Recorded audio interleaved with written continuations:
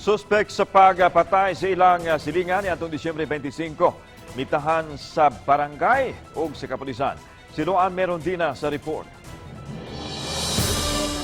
Uban ang iyang legal counsel nga si Attorney Rico Amores, mitahan sa mga opisyal sa Barangay Pusok ug sa mga sakop sa Police Station 5 ang 41 anyos nga si Edwin Iganya pasado alas 9 ganihang buntag.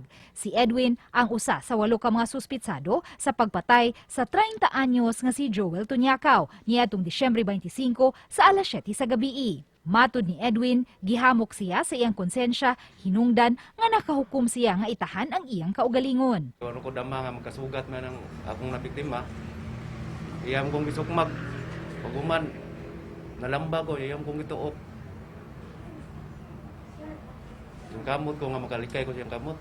Ito nakapunit mo kong bato. Nakapak mo siya ko, wala di ko intention nga ako siyang patyon.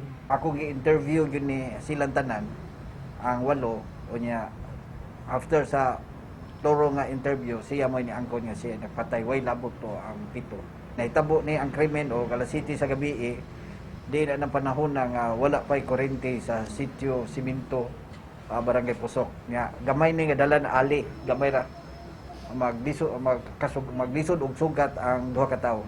Matod ni Edwin, wa siya matumbok nga hinungdan nganong giunhan siya pagsukmag sa biktima.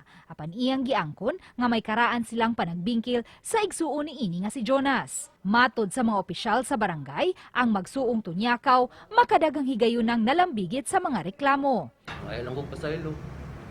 Ay tabo naman yun eh. Mansat mabalik niyang nabulit.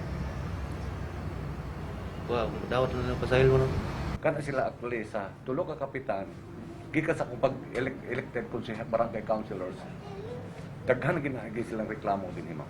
Sa pagkakutlo ning balita, wala pa makuhay og habig ang mga kabanay sa biktima. Hinuon, subli pang ipatawag sa mga sakop sa Police Station 5 ang banayng Tunyakaw aron pagsuta kung usa lang bagyod ang suspitsado o 8. Ang suspitsado nga si Edwin, delivery crew sa usa ka dakong fast food chain ug may 4 ka mga gagmayng anak uban sa iyang asawa. Uban ni Marlon Melgazo, Luan Merondina, Balitang Bisdak.